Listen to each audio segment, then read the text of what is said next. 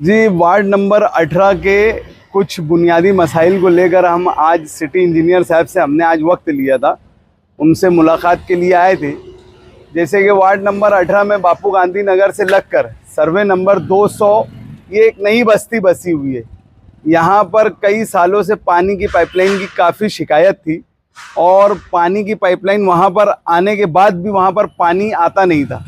उसके नियोजन के ताल्लुक से आज सिटी इंजीनियर मारवाड़ साहब और वार्ड इंजीनियर गवांदे साहब के साथ हमारी राउंड टेबल मीटिंग थी और हमारे सारे मसाइल हमने उनके पास रखा और उन्होंने यकीन दहानी कराया कि इंशाल्लाह कुछ ही दिनों के अंदर वो हमारे मसले को हल करेंगे।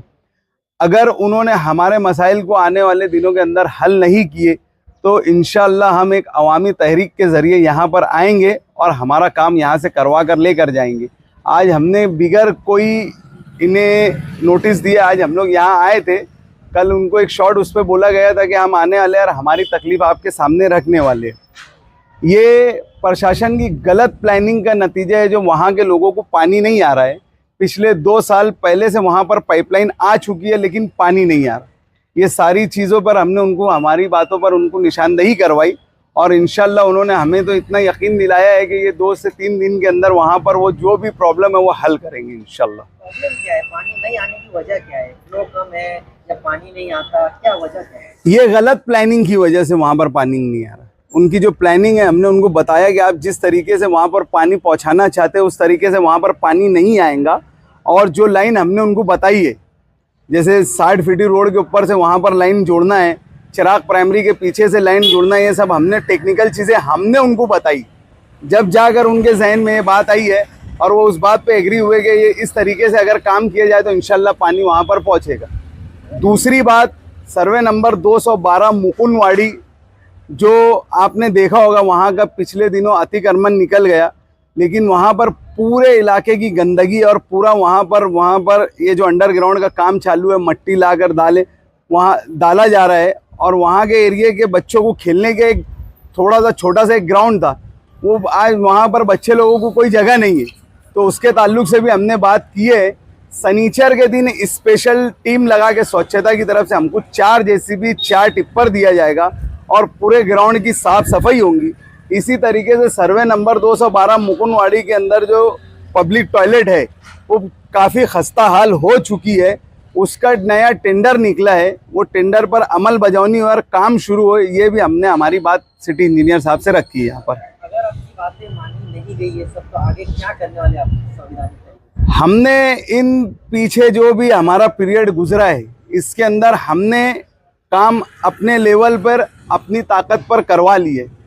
आज हमने साहब से ये बात कही है कि आपने हमारा 8.5 साल रिकॉर्ड देखा कि हम कभी यहाँ पर ऐसा अवामी मुजाहरा किए नहीं है।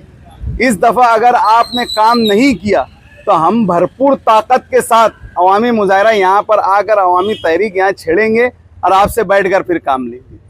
अंदर मैं यहाँ का नगर सेवक था, नवा याद नगर, जूना याद नगर, मुकुंदवाड़ी और मुंशी साहबान नगर, हिलालपुरा। ये पट्टे का मेरा नगर सेवक पद मैं था यहाँ और मैं यहाँ का नगर सेवक था। ये यहाँ आज़ाद तालीम के अंदर मैंने बचपन से वर्जिश यहाँ करा था। बाजू में एक तालीम थी आज़ाद तालीम संघ, मौलाना अबू कलाम आज़ाद तालीम, उसके बदौलत में ये छोटी तालीम थी तो महल्ले के लोग, वार्डों के लोग बोलने लगे ये तालीम बड़ी कर लो। तो मैंने रशीद माजी आमदार, हमारी तारा मैडम साहिबा वो महापुर थी और ये लोग ने यहाँ से उद्घाटन करे, जिसकी जो आज़ाद तालीम के जिम्मेदार थे हाजी जब्बार नट, हाजी सब्बीर पहलवान, कमर साइकिल वाला, तुम्हारे जितने भी ये कमेटी के जिम्मेदार थे, सादिक से रेडी वाले जितने कमेटी के 11-12 लोग थे आज़ाद तालीम के, उन्होंने मेरे को बढ़ा के बोला कि बेटा यार अपनी ज़िंदगी तालीम में चले गए, 1983-84 तो तालीम बने ले, सब पानी से गलती तो तालीम बना दे अच्छी। तो मैंने इनके कहने पे और वाल्डो का जो गुरुवार वाल्डो है, ये बच्चे यहाँ पर अपने मुस्लिम कौम के जो बच्चे वो जिंदा रहे और ताकतवर बने, कम से कम बुरी शौक था वो खत्म हो जाए, इससे मेरे को तालीम का मेरे को करना पड़ेगा। कुछ लोग इसके अंदर, कुछ लोग 2017 का इलेक्शन में हार गया। यहाँ का जो सेटिंग मेंबर था अब्दुल माजिद मीनू सीसा, क्या बोला मैंने, अब्दुल माजिद मीनू सीसा, इन्होंने मुफ्ती साहब को बोल के इनको सील लगा दिए ले और मुफ्ती साहब ने 1 ने 3 लेटर दिए ले। इन्होंने इसके अंदर राजकारण करे, क्या करे, अभी गांव के अंदर यही बोलते हैं कि अच्छे पर बुरे पे इलेक्शन लड़ो। ये गुरु और वाल्डो एक शख्सियत है, ये एरिया ऐसा है कि यहाँ पर पहलवानी का नाम जिंदा हमेशा कम से कम 50 साल से यहाँ, क्योंकि हर आदमी जितने भी बच्चे कमेटी के लोग हैं इनके घर के सब बच्चे और बच्चे सब मास्टर केसरी तक के लड़ने के लिए जाते हैं। इन्होंने मुफ्ती साहब ने 3 लेटर दिए और तीनों के ऊपर ये लगेगा उसको सील लगा। अब्दुल माजिद खुद डेली कारपोरेशन में बैठे थे, उसको सील लगा। इसका टेंडर निकालने लगा है। इसका सालाना 10,11,000 रुपए इसका फीस है और खुद ये तो बच्चे हम तैयार कर रहे और हमको इससे कोई पैसे की इनकम नहीं है, कुछ भी नहीं है।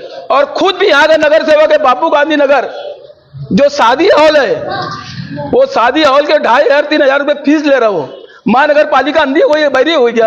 ये 4 साल से वहां पर पैसा कमा रहा। रोज की 3-2 शादी रहती है वहां पर, 2 शादी का 6-7 हजार रुपए एक दिन का, वो खाली इनके जेब में जा रहा। इनू सीधा का लड़का जो है अब्दुल माजिद ने तो जाओ मालेगांव के अंदर तुम कारपोरेशन महानगर पालिका, उसके अंदर उसकी नोटनी भी नहीं है, उसका पैसा भी भरे नहीं जाता। क्यों?